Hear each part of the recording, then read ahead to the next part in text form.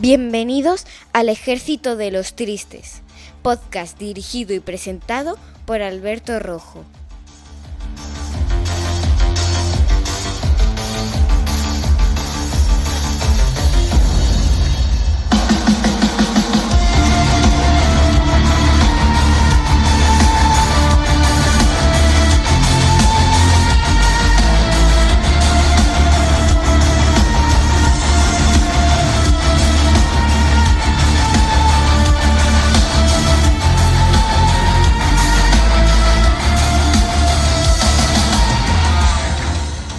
Muy buenas a todos, mis queridos soldados, y bienvenidos una semana más a un nuevo programa del Ejército de los Tristes.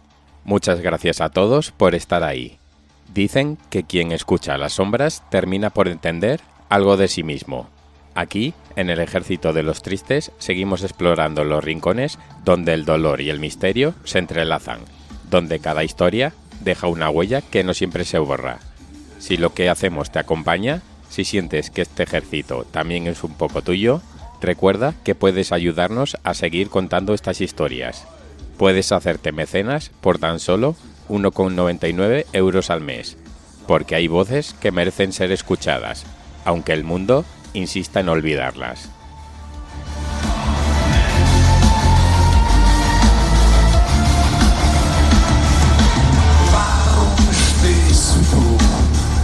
Am Rande reine ich ein in unsere Bande.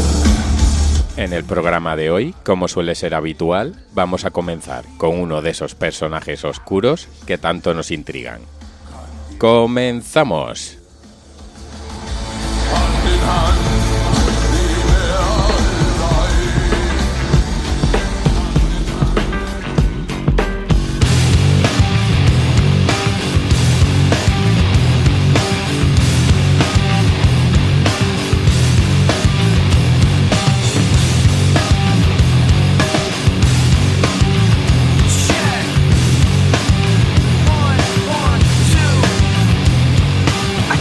Llamaron al timbre y al abrir la puerta, Ana María se encontró a una mujer sonriente. Llevaba un estetoscopio colgado del cuello y una identificación de asistente social en la mano. La anciana dejó pasar a la desconocida, pero en cuanto ésta entró, la golpeó fuertemente en la cabeza, la apuñaló con fiereza y terminó por estrangularla con el aparato médico. Una vez cometido el crimen, la asesina robó todos los objetos de valor y justo cuando emprendía la huida, el inquilino de Ana María la pilló infraganti y pudo avisar a la policía. Aquella desconocida fue detenida poco después. Se trataba de la deportista de lucha libre, Juana Barraza.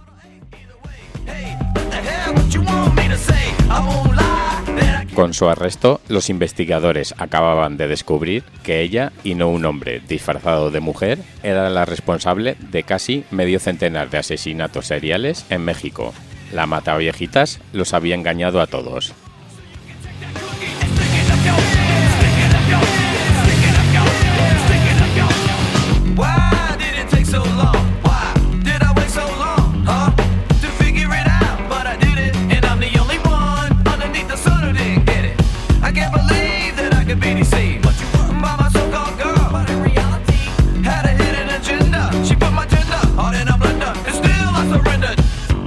Nacida el 27 de diciembre de 1957 en Epazoyucán, México, Juana Barraza Samperio tuvo una infancia disfuncional marcada por el asesinato de su hermano mayor y por una madre alcohólica que la regalaba al mejor postor para que abusasen sexualmente de ella a cambio de unas cervezas.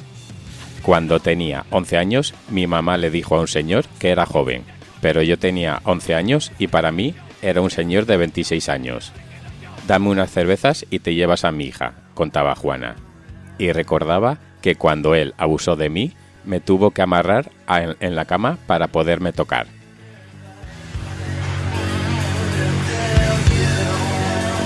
Aquella dramática experiencia fue el motivo que llevó a Juana a convertirse en una asesina en serie años después, o por lo menos así lo justificaba ella.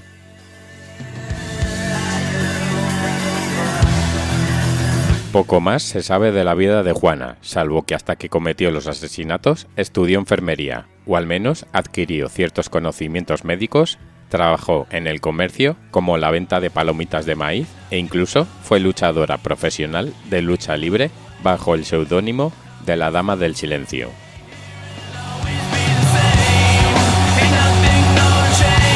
Una vez que salía del cuadrilátero, Juana se disfrazaba de enfermera o de trabajadora social del gobierno y se ganaba la confianza de mujeres de la tercera edad que vivían solas.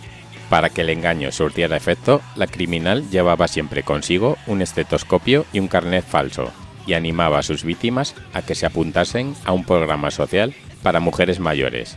Todas le abrían la puerta sin vacilar, pero una vez en el interior, Juana actuaba con gran violencia.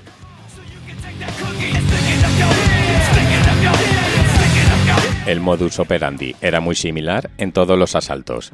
La asesina golpeaba fuertemente a las ancianas, en ocasiones también las apuñalaba y abusaba sexualmente de ellas, y para cerciorarse de que estaban muertas, terminaba por estrangularlas con el estetoscopio.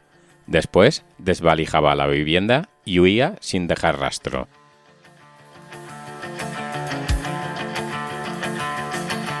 Las autoridades iniciaron la investigación para esclarecer los hechos y tras la declaración de varios testigos llegaron a la conclusión de que buscaban a un hombre disfrazado de mujer que se hacía pasar por trabajador social.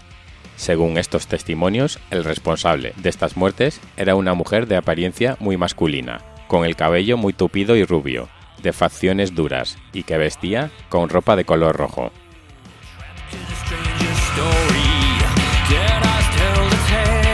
Además, se hizo un retrato robot del sospechoso gracias a los datos recopilados y se fabricó una especie de busto de arcilla con su rostro. Incluso el fiscal federal llegó a decir en una rueda de prensa que se encontraban ante un hombre muy sagaz y cuidadoso, con una mente brillante. Nada más lejos de la realidad.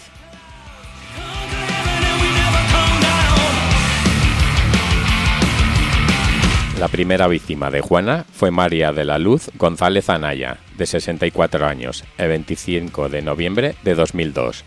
4 meses después mató a Guillermina León, de 84 años, y hasta diciembre de 2005 la mexicana cometió otros 46 asesinatos más, en función de los datos policiales recopilados. El último se produjo el 25 de enero de 2006, cuando apuñaló y estranguló a Ana María de los Reyes Alfaro, de 84 años. Sin embargo, el inquilino de la anciana, la homicida cría que vivía sola, entró en el preciso instante de su huida.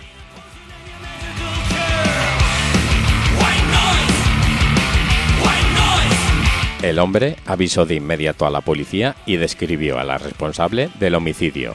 Se trataba de una mujer con las mismas características físicas que el busto del supuesto asesino en serie. Vestía una blusa roja y portaba un estetoscopio al cuello. El amplio despliegue policial llevó a la rápida detención de la autora del crimen de Ana María en la colonia Moctezuma.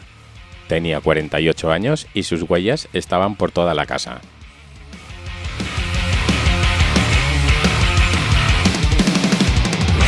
Durante su declaración, Juana justificó lo ocurrido alegando una necesidad económica.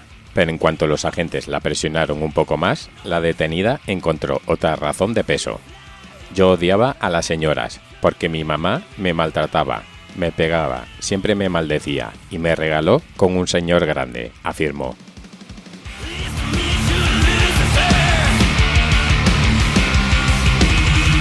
Los medios de comunicación mexicanos se volcaron con este caso y apodaron a la presunta asesina en serie con el sobrenombre de la Mataviejitas.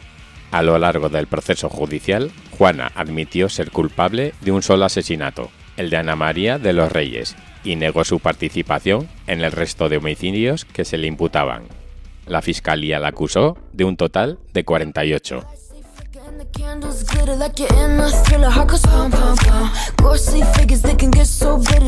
En la primavera de 2008, el juez la encontró culpable de 17 homicidios y de robo agravado y fue sentenciada a 759 años de prisión. No estoy de acuerdo, es injusto, no voy a firmar nada. Voy a apelar porque no estoy de acuerdo. Y ahí está Dios y sabe que no soy yo, porque siguen matando viejitas, declaró la propia Barraza tras conocer la condena.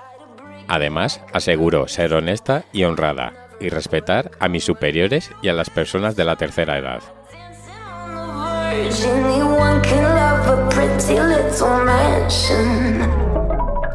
Tras años manteniendo en jaque a las autoridades y dejando un reguero de sangre en la Ciudad de México, Juana Barraza entró en la cárcel de Santa Marta Acatitla, donde no ha dejado de defender su inocencia hasta convertirse en un icono para el país.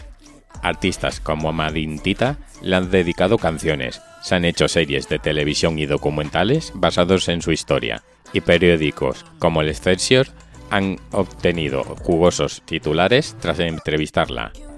La presa ha asegurado dormir tranquila por las noches y sentirse contenta con su vida.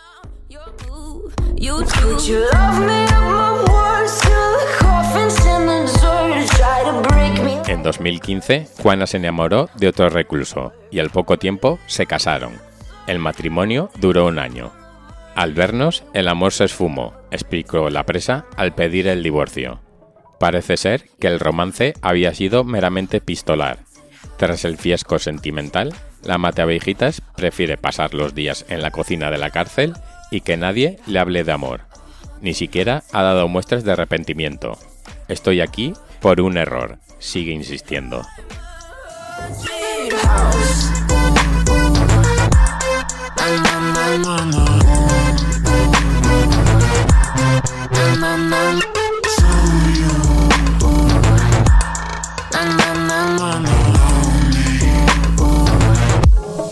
Could you love a haunted, haunted house? Oh, could you love me now? A haunted, haunted house. I'm a haunted house. A haunted, haunted house. You're just sick inside. A haunted, haunted house. I'm a haunted house. Use the words till the coffins in the dark. Anyone can love a pretty little man. Voces en la sombra, nadie las nombra. Huellas de un crimen que el viento deforma. Archivos cerrados, secretos guardados. Sangre en la tinta de un diario olvidado. Justicia que nunca llegó a la escena. Culpable riendo en un mundo de hienas. Subo el volumen que tiembla el sistema. Verdades ocultas rompiendo cadenas. Sangre y cenizas, ecos de horror. Sombras que gritan, pidiendo voz. No estamos solos, somos legión. El ejército de los tristes entró en acción. Oh, no, no. Oh, no, no.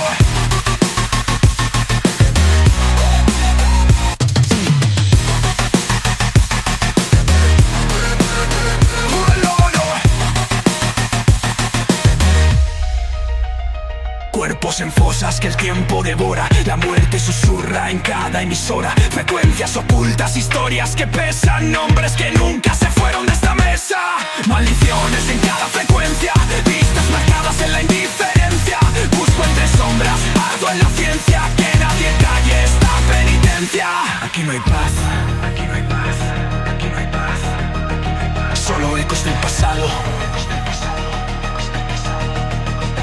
Despierta. Ejército de los tristes, despierta. Oh, no, no. Oh, no, no. Oh, no, no. Sangre y cenizas, ecos de horror. Sombras que gritan, pidiendo voz. No es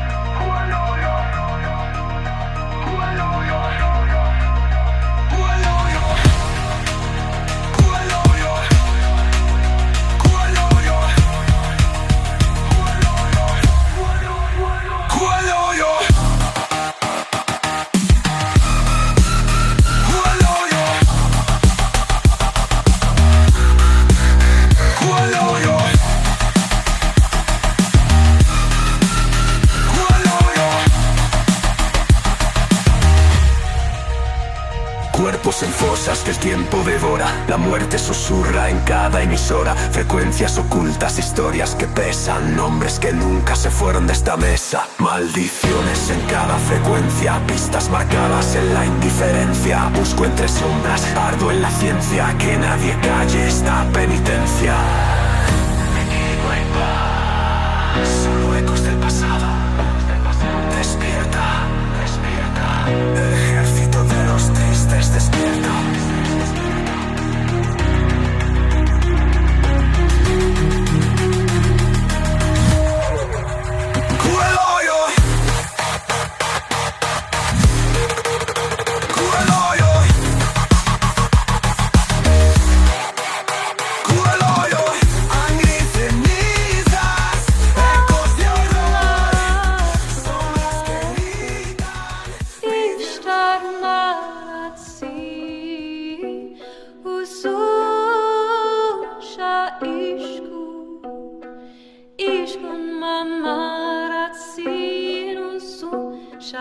A continuación, viajaremos a través del tiempo y los océanos para explorar un objeto de poder, un puente entre mundos forjado en el corazón de un volcán, el espejo negro de obsidiana. Desde las húmedas selvas de Mesoamérica hasta los polvorientos gabinetes de la Inglaterra isabelina, estas superficies oscuras y pulidas han fascinado a la humanidad. No eran simples objetos de vanidad, sino portales. Para los sacerdotes aztecas, eran los ojos de un dios temible. Para los magos del Renacimiento, una línea directa con los ángeles.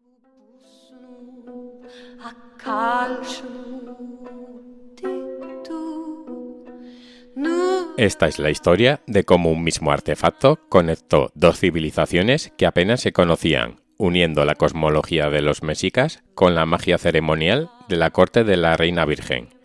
Esta es la historia de los espejos de obsidiana, las ventanas al más allá. Acompáñenme en este viaje a través del humo y el reflejo.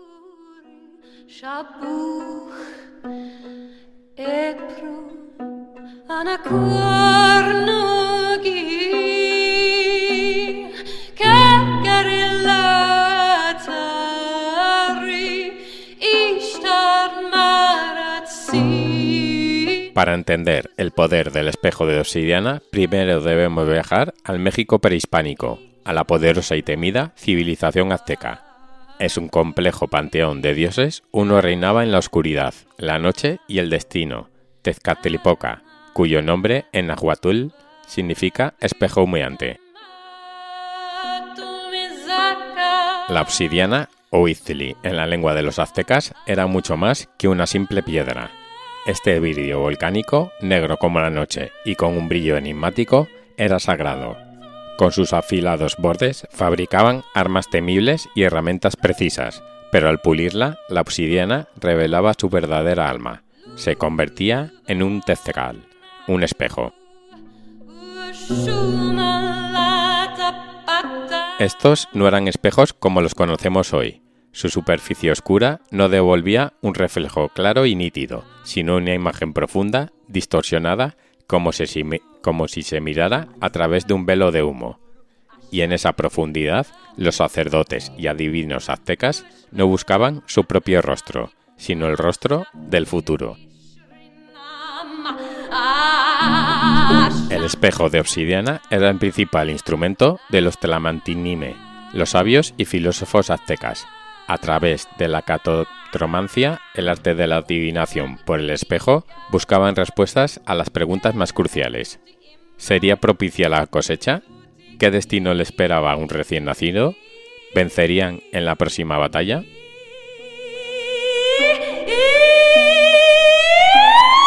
Imaginaos la escena. En la penumbra de un templo en la Gran Tenochtitlán, un sacerdote ataviado con plumas y jade se inclina sobre un disco de obsidiana pulida. El aire está cargado con el humo de un copal, el incienso sagrado. El sacerdote fija su mirada en la superficie negra, vaciando su mente y dejando que su espíritu viaje a través del humo del espejo.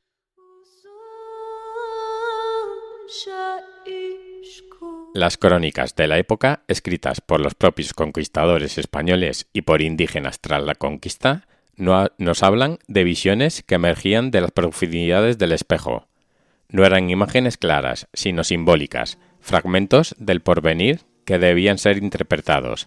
Se creía que era el mismísimo Tezcatlipoca quien se comunicaba a través de estos portales, revelando los hilos del destino que él mismo tejía. Tezcatlipoca era un dios dual, creador y destructor, caprichoso y omnisciente. Se le representaba a menudo con un espejo de obsidiana en el pecho o en lugar de uno de sus pies, perdido en la creación del mundo. Desde ese espejo podía verlo todo, los pensamientos y las acciones de los hombres, el pasado y el futuro. El espejo era, literalmente, su ojo sobre la tierra. Por tanto, para los gobernantes y sacerdotes aztecas, poseer y consultar un espejo de obsidiana era ejercer una fracción de poder de Tezcatlipoca. Era un símbolo de estatus, de sabiduría y de una conexión directa con lo divino. Un instrumento no solo para ver, sino para saber.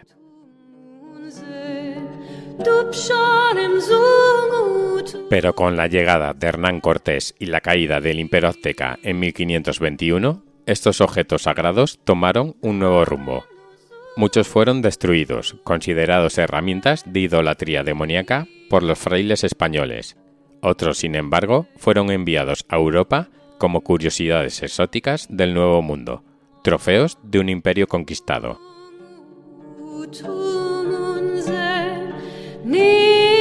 Y fue en el viejo continente donde uno de estos espejos humeantes encontraría un nuevo propósito, en manos de un hombre que, al igual que los sacerdotes aztecas, buscaba descorrer el velo que separa nuestro mundo del siguiente.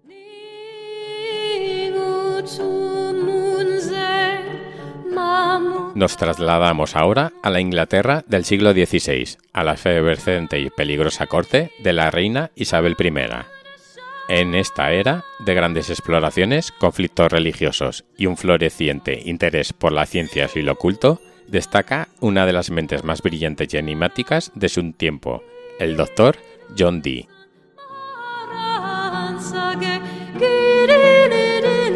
Dee no era un simple hechicero de feria, era un reputado matemático, astrónomo, geógrafo y filósofo. Su biblioteca personal era la más grande de Inglaterra, superando incluso a las de Oxford y Cambridge. Fue considerado científico y astrólogo personal de la reina Isabel, un hombre cuya inteligencia y conocimiento eran respetados en toda Europa. Pero Dee tenía una obsesión que trascendía la ciencia convencional.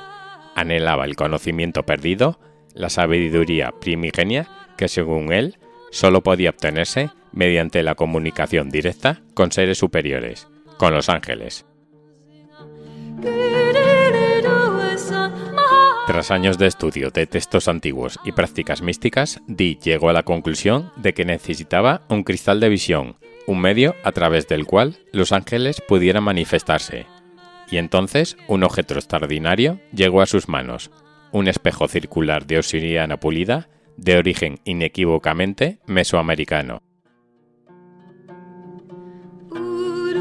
No se sabe con certeza cómo adquirió Dee este artefacto azteca. Algunas teorías sugieren que fue traído a Europa como parte del botín español y que Dee lo compró en el continente. Otras apuntan a que pudo haber sido un regalo. Lo que sí sabemos es que, para Dee, este espejo negro no era una simple curiosidad, sino la clave que había estado buscando.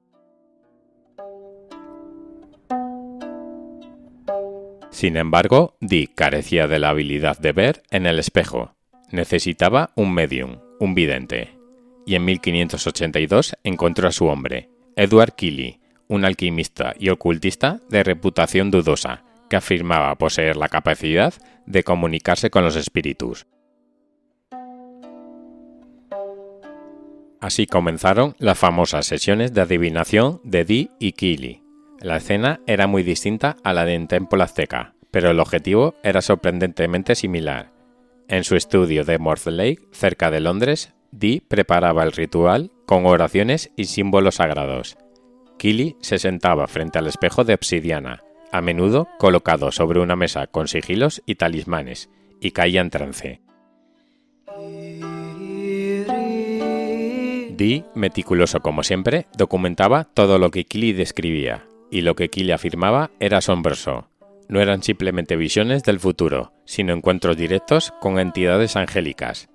Estos seres, según los diarios de Dee, se comunicaban en una lengua desconocida, un idioma que llamaron enoquiano, o la lengua de los ángeles.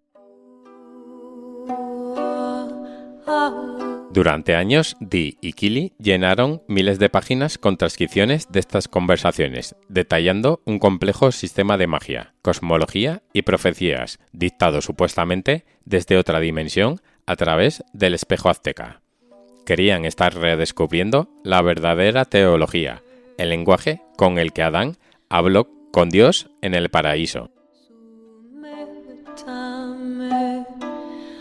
Para Dee, el espejo no era un objeto de magia negra. Él era un cristiano devoto y creía firmemente que se estaba comunicando con los mensajeros de Dios para el beneficio de la humanidad y de su reina.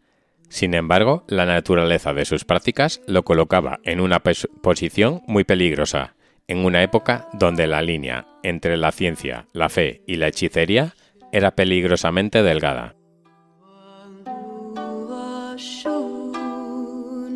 El espejo de obsidiana, que una vez fue el ojo del dios Tezcatlipoca, se había convertido en el auricular de John Dee, para, según él, escuchar la voz de los ángeles. 2 mundos, 2 cosmologías y un solo portal. Es aquí donde nuestra historia alcanza su punto más fascinante. ¿Cómo es posible que un mismo tipo de objeto, un espejo de obsidiana, fuera utilizado como un propósito tan similar por 2 culturas tan radicalmente diferentes y separadas por un océano? Comparemos las prácticas. Tanto los sacerdotes aztecas como los magos isabelinos veían el espejo no como una superficie reflectante, sino como una puerta. Para ambos era una herramienta de adivinación, un medio para obtener conocimiento oculto e influir en el destino. Los aztecas realizaban sus rituales en un contexto religioso y estatal. Las visiones del espejo informaban decisiones de gobierno y guerra. La adivinación estaba profundamente integrada en su sociedad y era oficiada por una clase sacerdotal especializada. La comunicación era con su dios, Tezcatlipoca, una deidad poderosa y a menudo temible, intrínseca a su visión del mundo. En la Inglaterra de John Dee, la práctica era privada, secreta y peligrosa. Se enmarcaba en la tradición de la magia ceremonial renacentista, una mezcla de neoplatonismo, cábala y teología cristiana. Dee no buscaba servir a un dios pagano, sino contactar con los ángeles del panteón abrámico para obtener una sabiduría universal. Su motivación era más personal y académica, aunque siempre al servicio de su monarca y su nación. Y sin embargo, las similitudes son asombrosas. Ambos sistemas requerían un intermediario entrenado, el sacerdote azteca o el vidente como Edward Kili.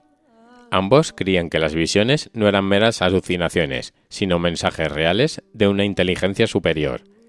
Y ambos utilizaban la superficie oscura y absorbente de la obsidiana como foco para la concentración y el trance.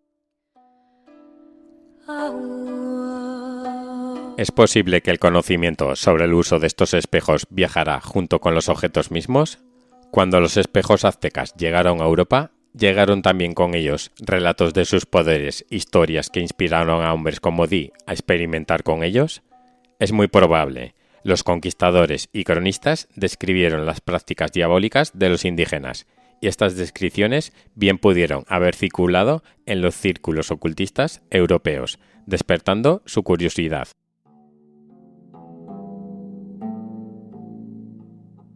Recientes análisis geoquímicos han confirmado sin lugar a dudas que el espejo de John Dee, hoy conservado en el Museo Británico, fue tallado con obsidiana de la región de Pachuca, en México, un lugar controlado por los aztecas. Es una prueba tangible de esta increíble conexión.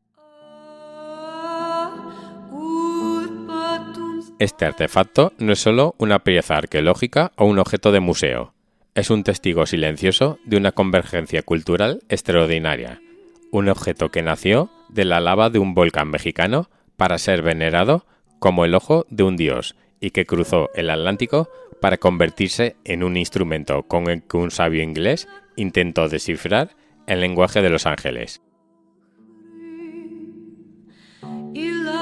La historia de los espejos de obsidiana nos enseña que la búsqueda humana de conocimiento y de conexión con lo trascendente es universal, ya sea en la cima de una pirámide en Tenochtitlán o en el estudio de un erudito en Londres. El deseo de mirar más allá de nuestro mundo visible ha llevado a la humanidad a buscar portales en los lugares más inesperados. El espejo de Tezcatlipoca y el cristal de visión de John Dee son en esencia el mismo objeto, imbuido de diferentes creencias, pero utilizado con el mismo fin, la comunicación con el más allá. Nos recuerda que la magia y la ciencia, la fe y el conocimiento no siempre han estado en mundos separados. Hubo un tiempo en que un erudito podía ser un mago y un objeto de poder podía viajar entre imperios, adaptando su propósito, pero nunca perdiendo su aura de misterio. Hoy, el espejo de John Dee descansa tras una vitrina. Ya no refleja las visiones de ángeles ni los designios de dioses, pero si lo miramos de cerca, en su superficie oscura y profunda, casi podemos ver el reflejo de dos mundos, el eco de dos historias, unidas para siempre por el enigmático corazón de la obsidiana.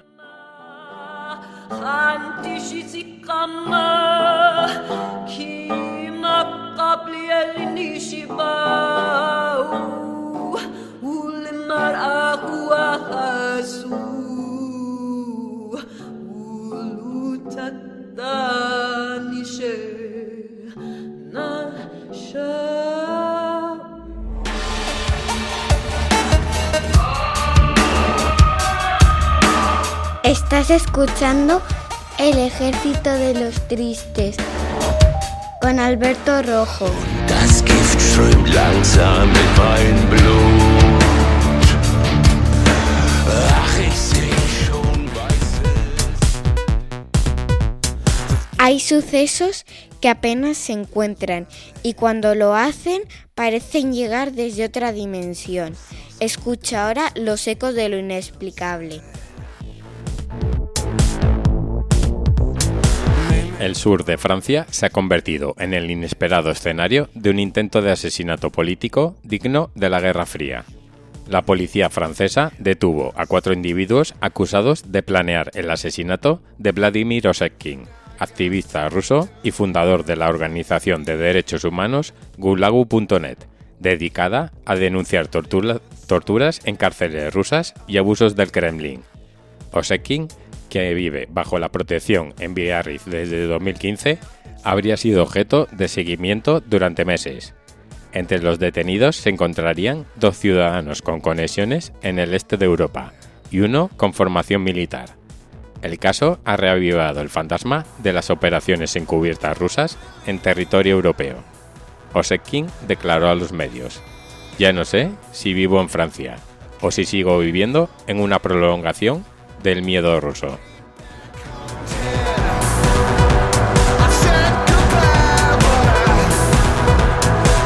Un golpe policial sin precedentes sacudió esta semana los suburbios de Sídney. Las autoridades australianas incautaron más de 260 millones de dólares australianos en drogas, una mezcla de metanfetamina, cocaína, heroína y precursores químicos, durante una serie de redadas simultáneas. La investigación reveló que los narcóticos llegaban a través de una sofisticada red de tráfico asiática con vínculos internacionales y operaciones en varios continentes. El comisario principal declaró que los implicados trataban Sídney como una base de operaciones y describió las viviendas allanadas como auténticos laboratorios camuflados en chalets familiares. Los 3 hombres detenidos se enfrentan a penas que podrían superar los 20 años de prisión. Sin embargo, lo más inquietante es que, según la policía, esta red es solo una rama de algo mucho más grande.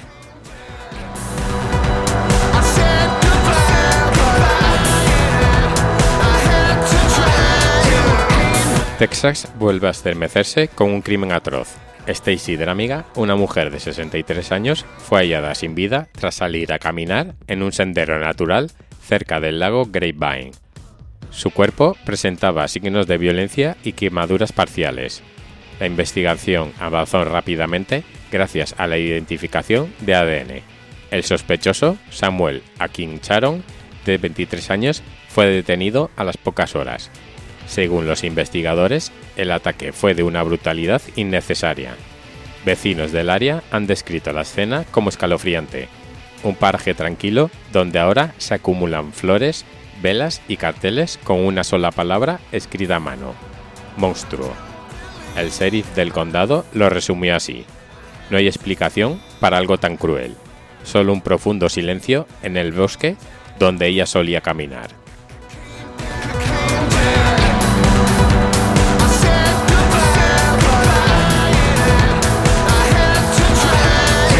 El hallazgo ocurrió por azar. Un vecino notó un olor extraño que salía de un contenedor de plástico en una zona industrial de Southfield. Dentro, la policía encontró el cuerpo de London Thomas, un joven de 17 años desaparecido semanas antes. Lo que parecía un crimen anónimo se tornó aún más macabro al descubrirse que los asesinos serían su propia pareja sentimental y la madre de esta. Ambas fueron detenidas tras descubrirse mensajes comprometedores en sus teléfonos. Los investigadores no han revelado el móvil, pero describen el caso como un crimen de extrema violencia doméstica y manipulación emocional. En la comunidad, el caso ha reabierto el debate sobre cómo el odio y los celos pueden incubarse incluso dentro del hogar más aparentemente normal.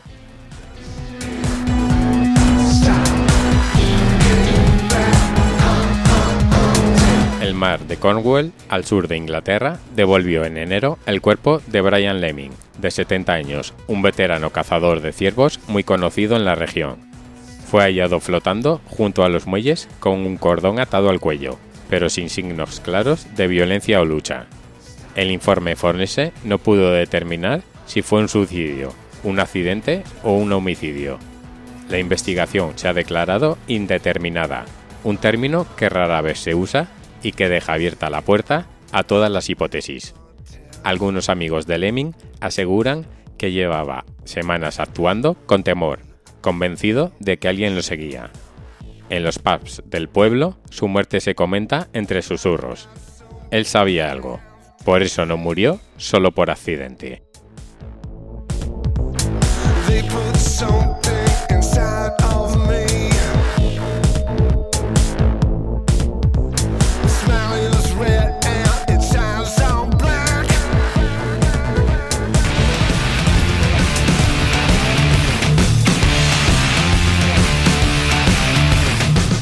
Estáis escuchando el Ejército de los Tristes.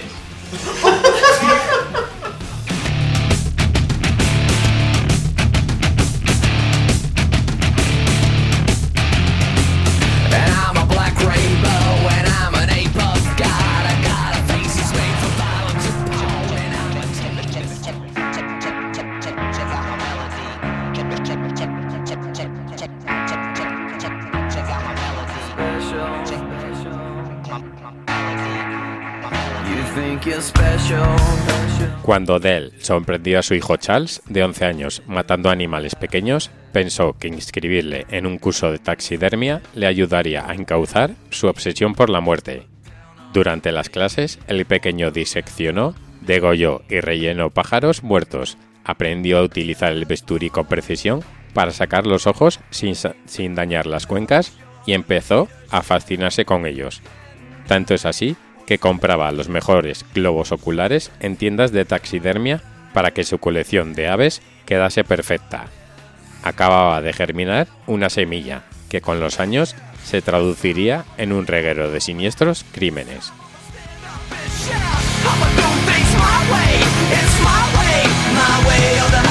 Charles Albright, un reputado miembro de la comunidad que ejercía como un perfecto caballero con las mujeres, escondía bajo aquella apariencia inofensiva una faceta como asesino en serie por la que fue apodado el 8-Ball Killer, el asesino del globo ocular. Su huella en cada asesinato, mutilar los ojos de sus víctimas.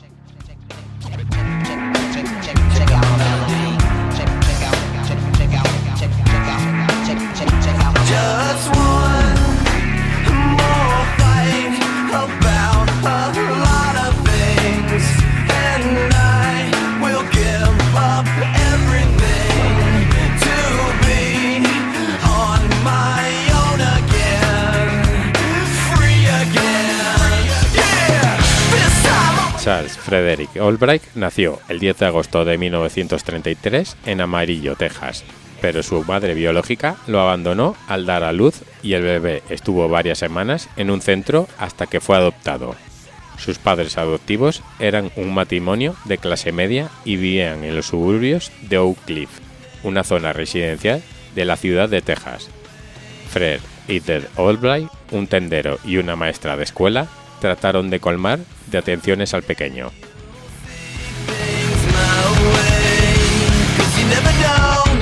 La madre fue tan estricta y sobreprotectora en su educación y cuidado que le cambiaba de ropa 3 veces al día. Crió cabras en el patio trasero porque su leche era mejor que la de vaca.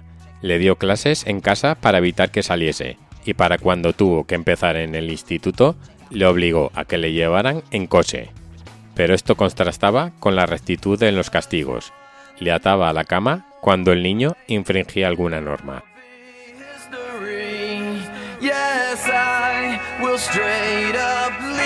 Por otra parte, Dell siempre educó a su hijo en el respeto hacia las mujeres, sobre todo en lo tocante a las relaciones sexuales. No quería que se comportara como su padre, un hombre demasiado brusco y violento cuando tenía ganas de tener sexo.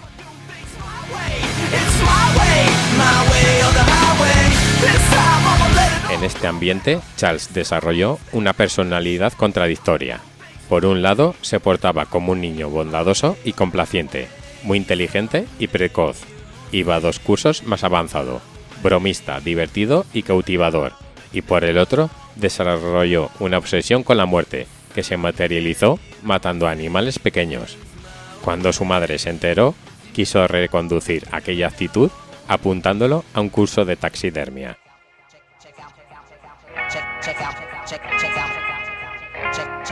Durante varias semanas, el pequeño de 11 años aprendió a diseccionar con precisión quirúrgica a pájaros muertos y a colocar botones en las cuencas vacías y luego globos oculares reales disecados comprados en tiendas.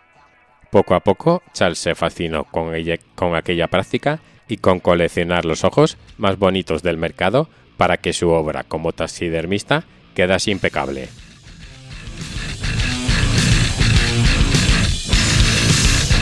Aparte de este hobby, que con los años derivó en una práctica criminal, el niño fue a clases de piano, de pintura y de francés, y también tenía especial predilección por la poesía. Sin embargo, su comportamiento dio un giro en plena adolescencia. Fue detenido por robar en 3 tiendas y enviado a prisión durante varios meses. Cuando salió en 1952, Charles se matriculó en la Universidad de Arkansas para estudiar anatomía. Quería ser cirujano.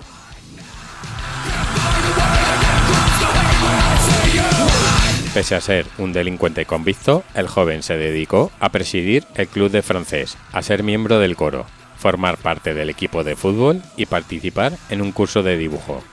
Pretendía purgar sus actos siendo un buen chico y metiéndose a todos en el bolsillo. También se echó novia y durante un tiempo su vida fue aparentemente normal. Pero su primer desengaño amoroso le llevó a hacer una broma espeluznante. Recortó los ojos de su exnovia de las fotografías que tenían juntos y pegó dichas imágenes por todo el campus. Aquello captó la atención de todos, que veían en él a un estudiante popular y encantador, pero también a alguien muy raro. Además, la dirección de la universidad descubrió poco después que Charles estaba tras los robos en sus instalaciones y fue expulsado. El joven jamás terminó la carrera y decidió falsificar la documentación. Además de continuar con sus actividades delictivas, compaginó sus fechorías con dar una imagen de hombre modelo. Se casó con su novia Betty Hester. Tuvieron una hija y se hizo miembro respetable de la comunidad. Según las personas que lo conocían, Charles era la viva imagen de la felicidad y nunca tenía problemas con nadie. Se trasladó con su familia hasta Crandall, una pequeña ciudad al este de Dallas, para dar clase de biología en su universidad estatal, ganándose el cariño de todos, especialmente de los alumnos. Pero una casualidad quiso que se descubriese su mayor engaño. Tal y como constaba en los archivos oficiales, Albright no tenía ninguna licenciatura en biología. Fue acusado de fraude y volvió a pisar la cárcel. Un año después, se mudaría al antiguo barrio de sus padres junto a su mujer y su hija. Eran los años 70 y Charles tuvo varios trabajos que apenas le duraban unos meses. Fue diseñador para una empresa de construcción de aviones, ilustrador para una compañía de patentes y por último carpintero, profesión que le reportó un sueldo estable. Además, en sus horas libres elaboraba bates de béisbol, coleccionaba carteles antiguos de películas, pintaba retratos poniendo especial atención a los ojos y hasta se hizo torero, según reveló él mismo durante una entrevista para el Texas Monthly. Charles Albright se mostraba diligente y amable, daba recitales de piano y cuando se divorció en 1975, sus cortejos a mujeres fueron continuos. Bombones, flores, cenas románticas. Era un mujeriego, pero también el perfecto caballero. Llegó a autodefinirse. No encontrarás a ninguna mujer que diga otra cosa, afirmaba contundente. Detrás de aquella capacidad innata de seducción había un delincuente convicto, que jamás dejó de robar y de falsificar cheques y documentos, y cuyos delitos le llevaron de nuevo a prisión en 1971, 1979 y 1980. En 1985, Charles fue acusado de abusar sexualmente de la hija adolescente de uno de sus conocidos. En su defensa, el detenido alegó haber tenido relaciones sexuales desviadas a sabiendas intencionadamente con una niña menor de 14 años. Él tenía 51. Finalmente, fue puesto en libertad condicional. El 13 de diciembre de 1990 cruzó el último límite posible, matar a un ser humano. Su primera víctima fue Mary Pratt, de 33 años, una trabajadora sexual a la que violó, golpeó en la cabeza y disparó en la nuca. Su cuerpo apareció semidesnudo de cintura para abajo y tirado a un lado de la carretera al sur de Dallas. Mientras el forense realizaba la autopsia, descubrió que los ojos de Mary habían sido mutilados y extraídos de sus cuencas. Esta se convertía en la huella del asesino, su marca personal en cada asesinato, que daría a la policía una pista clave. El autor tenía gran maestría en el uso del cuchillo y del bisturí, como si de un cirujano se tratase. Pero por el momento las autoridades no tenían ningún hilo del que tirar. No había huellas, ni rastros biológicos, ni testigos, y todo parecía indicar que la mujer había sido asesinada en un lugar distinto de donde después se encontró su cadáver. Así que los inspectores encargados del caso decidieron visitar la zona de prostitución que regentaba la víctima para charlar con sus compañeras en busca de información. Verónica Rodríguez, una de las meretrices que conocía a Mary, aseguró a los oficiales que un hombre había tratado de matarla días antes y que si no hubiese sido por un camionero llamado Axton Slinder que la cogió en su casa cuando se escapó, no habría sobrevivido. Los agentes le tomaron los datos, también los de un buen samaritano, y ahí quedó todo. El 10 de febrero de 1991, la policía encontró el cuerpo semidesnudo de Susan Peterson, de 27 años, una prostituta a la que había violado, golpeado y disparado en la cabeza, el estómago y el pecho. El cuerpo fue hallado en la misma carretera donde localizaron a Mary, y al igual que ella, sus ojos también habían sido extraídos. Los investigadores habían encontrado un patrón y los medios de comunicación, sin saber este dato tan relevante para el caso, empezaron a difundir noticias sobre el destripador de Dallas o el asesino de Dallas. El 19 de marzo, Charles volvió a matar, pero esta vez cambió de lugar para cazar y de tipo de víctima. Si hay algo que caracteriza a un asesino en serie, es que suele asesinar a personas de su misma raza, y tanto Mary como Susan era de raza blanca como su agresor. Pero esta vez, Albright eligió una mujer negra de otro barrio de prostitución, de Fort Worth Boulevard, para terminar con su vida. Abandonó su cuerpo al lado de un árbol en una calle residencial frente a un colegio, y horas después, un grupo de niños se encontraron con la dantesca escena. Shirley Williams también estaba semidesnuda y había sido violada, golpeada brutalmente y asesinada mediante un disparo en la cabeza. Además, le habían mutilado los ojos, aunque sin tanta precisión como lo de los dos crímenes anteriores. Charles se había vuelto descuidado, pero sin testigos, huellas ni arma del crimen, las autoridades seguían dando palos de ciego. Una nueva ronda de entrevistas a trabajadoras sexuales provocó un aluvión de testimonios en los que varias de ellas aseguraban haberse escapado de un violento asalto perpetrado por uno de los clientes en los últimos meses. Las mujeres describieron al atacante como un hombre blanco, de complexión fuerte, pelo cano y vestido con pantalón y camisa vaquera que conducía una camioneta.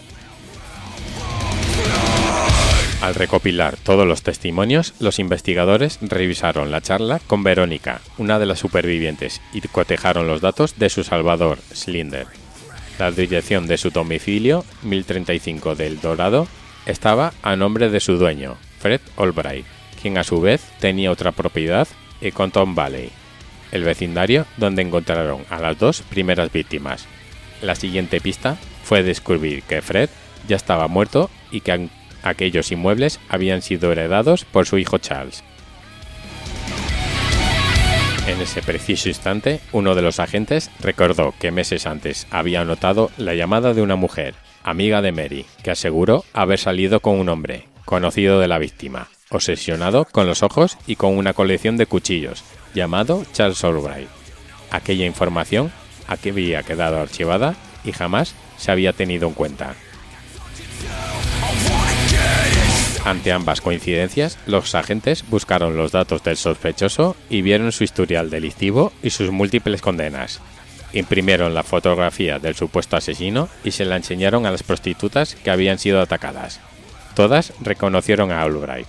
Ipso facto, varias patrullas acudieron al domicilio de Albright, que vivía con su novia Dixie Austin, y lo arrestaron. Era el 22 de marzo de 1991. Durante el registro de la propiedad, la policía encontró un alijo de cuchillos, un libro de anatomía de Grey y una docena de volúmenes más sobre crímenes y asesinos en serie. Aparte, analizaron su camioneta y recogieron presuntas fibras de cabello de las víctimas, unas pruebas que también aparecieron en la aspiradora. Aunque nunca se localizaron las armas utilizadas en los crímenes ni en los globos oculares mutilados, se descubrió un comportamiento oculto con rifles y pistolas detrás de la repisa de la chimenea. Mientras la científica procesaba las pruebas, Albright, ya en comisaría, se negó a confesar y actuó como si nunca hubiese oído hablar de aquellas mujeres. De hecho, su círculo de amistades llegó a inculpar al inquilino Aston Schilder como el verdadero responsable de las matanzas. El 18 de diciembre de 1991, un jurado popular encontró culpable de asesinato a Charles Albright y lo condenaron a cadena perpetua por el asesinato de Shirley Williams, ya que durante el juicio nunca se pudo probar que el carpintero asesinase a Mary Pratt ni a Susan Peterson. Incluso el abogado defensor, Brad Lollard, se quejó ante la prensa de que todo se trataba de un grave error judicial, porque su cliente era un hombre inocente, sentenciado injustamente.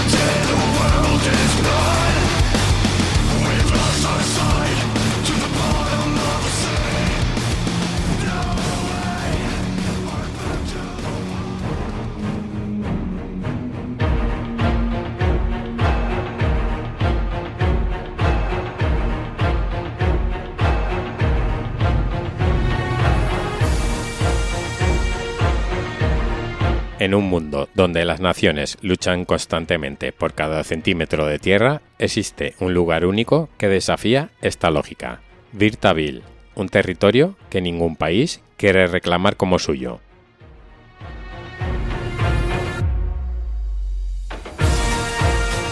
Virtaville es un territorio de aproximadamente 2.060 kilómetros cuadrados ubicado entre la frontera entre Egipto y Sudán. Su nombre, que significa pozo profundo, en árabe hace referencia a los escasos recursos hídricos que se encuentran en la zona.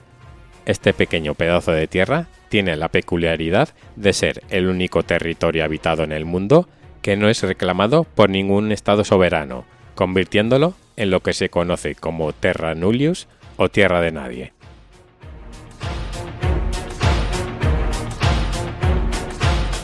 A primera vista, Virtaville parece no tener mucho valor. Es un terreno árido, rocoso y desértico, con temperaturas extremas que oscilan entre los 45 grados durante el día y pueden descender bruscamente por la noche. Las precipitaciones son escasas y la vegetación es prácticamente inexistente, salvo algunos arbustos y hierbas resistentes a la sequía. Sin embargo, lo verdaderamente fascinante de este territorio no es su geografía, sino en la historia política y diplomática que lo ha convertido en una anomalía en el mapa mundial. Situado en el noreste de África, Virtaville se encuentra en una zona remota y escasamente poblada.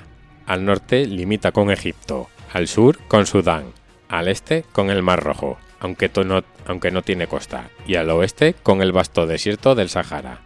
La región más cercana es el Triángulo de Jalabib, otro territorio disputado, pero que a diferencia de Virtaville, es reclamado por ambos países.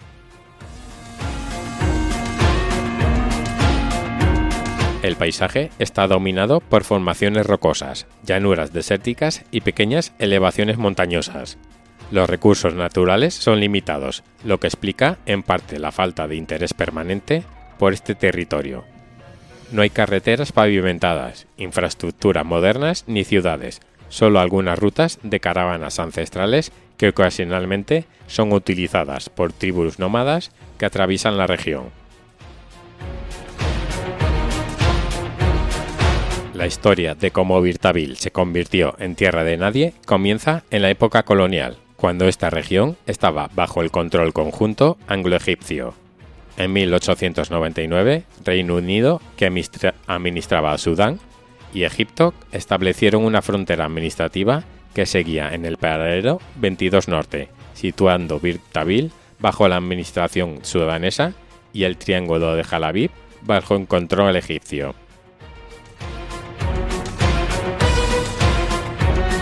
Sin embargo, en 1902 los británicos trazaron una nueva frontera administrativa que tenía en cuenta las realidades tribales de la zona. Esta nueva demarcación, conocida como la línea administrativa, colocaba a Virtaville bajo control egipcio y el Triángulo de Jalabib bajo administración sudanesa. Así se crearon dos fronteras contradictorias que serían el origen del peculiar estatus actual. El verdadero conflicto comenzó cuando Sudán logró su independencia en 1956, mientras que Egipto sostiene que la frontera válida es la de 1899 que le otorga el control del valioso triángulo de Jalabib, Sudán defiende que la frontera legítima es la de 1902. Esta situación ha llevado a una paradoja diplomática única. Cada país rechaza Birtabil para poder reclamar el triángulo de Jalabib, que es mucho más valioso por su ubicación costera en el Mar Rojo y sus recursos naturales. La razón por la que ninguno de los dos países quiere reclamar Birtabil es puramente estratégica y legal. Si Egipto reconociera Birtabil como suyo, implícitamente estaría aceptando la oferta de 1902, lo que significaría renunciar al triángulo de Jalabib. De manera similar, si Sudán reclamara Birtabil, estaría validando la frontera de 1899, perdiendo así sus derechos sobre Jalabib.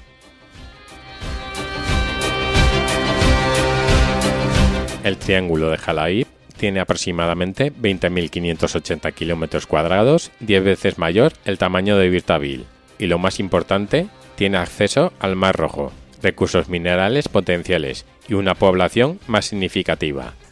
Desde una perspectiva geopolítica y económica, Jalabib es mucho más poderoso que Birtabil, lo que explica por qué ambos países prefieren renunciar a este último para mantener sus reclamaciones sobre el primero.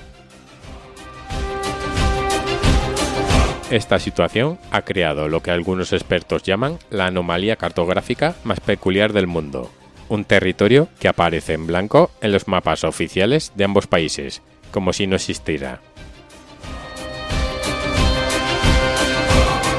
A pesar de su estatus político ambiguo, Birtabil no está completamente deshabitado. La región es ocasionalmente atravesada por miembros de tribus nómadas, principalmente los Ababda y los Bizarin, que han utilizado estas rutas durante siglos para el pastoreo y el comercio. Estos grupos, de origen beduino, se han adaptado perfectamente a las duras condiciones del desierto y conocen los escasos pozos de agua que dan nombre al territorio. La vida de estos nómadas sigue patrones ancestrales prácticamente inalterados por los conflictos fronterizos modernos. Para ellos, las fronteras nacionales tienen poca relevancia en comparación con las rutas tradicionales de pastoreo y las relaciones tribales. Viven en tiendas transportables, se desplazan según las estaciones y tienen un profundo conocimiento del terreno que les permite sobrevivir en este entorno hostil. No hay censos oficiales de la población de Birtabil, precisamente porque ningún estado realiza actividades administrativas allí. Los expertos estiman que podría haber entre unas pocas docenas y un centenar de personas que utilizan el territorio de forma intermitente, aunque nadie vive allí permanentemente debido a la falta de recursos e infraestructuras básicas. La peculiar situación legal de Birtabil ha atraído la atención de aventureros, excéntricos y aspirantes a fundadores de naciones que han intentado reclamar el territorio para sí mismos, declarando microestados o reinos personales. Estos intentos, aunque generalmente titulares curiosos, carecen de validez legal según el derecho internacional. El caso más conocido es el del estadounidense Jeremiah Heaton, quien en 2014 viajó a Birtabil y plantó una bandera diseñada por sus hijos, proclamando el territorio como el Reino de África del Norte, para que su hija pudiera ser una princesa real. Su historia captó la atención mediática internacional, pero no tuvo ningún reconocimiento oficial.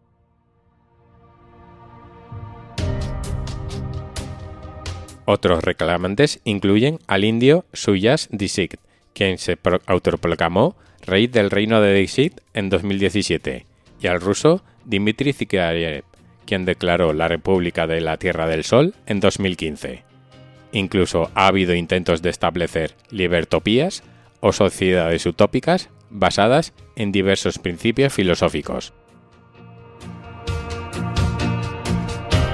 Ninguna de estas reclamaciones tiene validez según el derecho internacional, que establece requisitos mucho más rigurosos para la formación de nuevos estados, incluyendo una población permanente, un gobierno efectivo la capacidad de entablar relaciones con otros estados y, crucialmente, el reconocimiento internacional. Desde una perspectiva jurídica internacional, Birtaville plantea cuestiones fascinantes sobre la soberanía territorial, reconocimiento de estados y las consecuencias de las disputas fronterizas. Los expertos en derecho internacional señalan que técnicamente Birtaville podría considerarse una terra nullius auténtica, un concepto rarísimo en el mundo moderno donde prácticamente todo el territorio terrestre está reclamado por algún estado. Sin embargo, la mayoría de los juristas coinciden en que en la práctica tanto Egipto como Sudán ejercen cierta forma de soberanía de facto sobre el territorio cuando es necesario, aunque oficialmente no lo reclamen.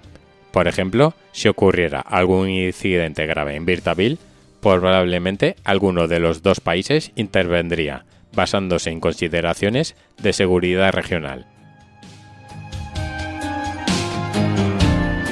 Esta situación ambigua se mantiene porque resulta conveniente para ambas partes. Mientras la disputa por el triángulo de Jalabib siga activa, es poco probable que la situación de Birtaville cambie. De hecho, cualquier cambio en el estatus de Birtaville tendría implicaciones inmediatas en la disputa de Jalabib, lo que explica la persistencia de esta extraña anomalía territorial. Este territorio olvidado, que parece un simple error administrativo en los mapas, es en realidad un fascinante microcosmos de la geopolítica global, un lugar donde se entrelazan la historia colonial, el derecho internacional, las disputas territoriales modernas y las vidas de las personas que, ajenas a estas complejidades, simplemente llaman hogar a esta región del mundo. Birtaville seguirá siendo una de las curiosidades geopolíticas más interesantes del mundo, un territorio que existe en los mapas pero no pertenece oficialmente a ningún país. Su historia nos recuerda que las fronteras son construcciones humanas, a veces arbitrarias y contradictorias, y que la geopolítica moderna está profundamente marcada por decisiones tomadas durante la época colonial. Mientras tanto, este pedazo de desierto continúa existiendo en un limbo legal, aparentemente olvidado por el mundo moderno, pero profundamente entrelazado con complejas realidades políticas, históricas y humanas. Es, en cierto modo, un testamento a lo extraño y fascinante que puede ser nuestro mundo cuando miramos más allá de las líneas rectas que dibujan nuestros mapas.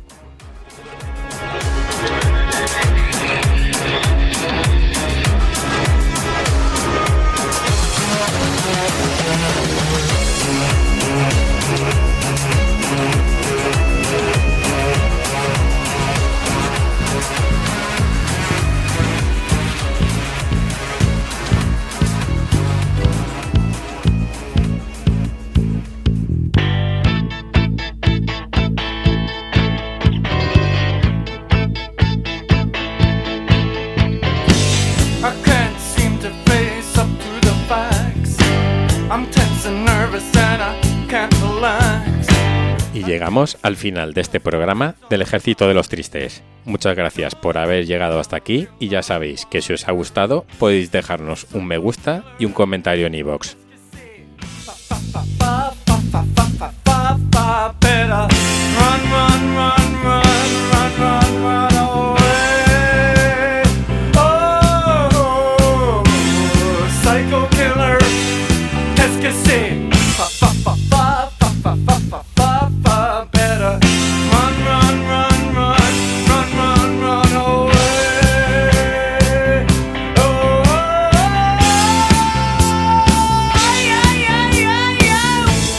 En esta ocasión he escogido la canción Psycho Killer de la mítica banda estadounidense Talking Heads.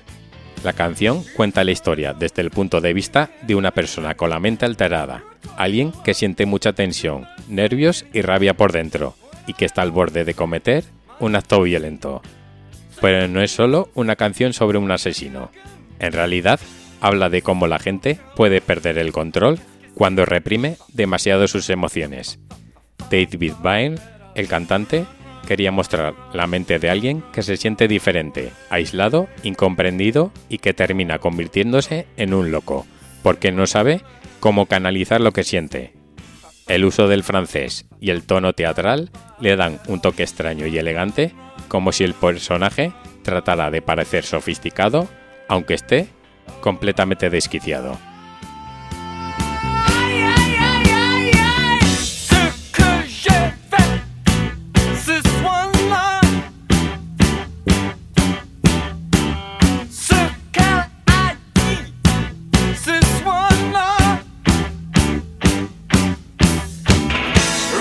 De nuevo, muchas gracias a todos por estar ahí y a los mecenas os espero el jueves en un programa especial sobre los relojes malditos.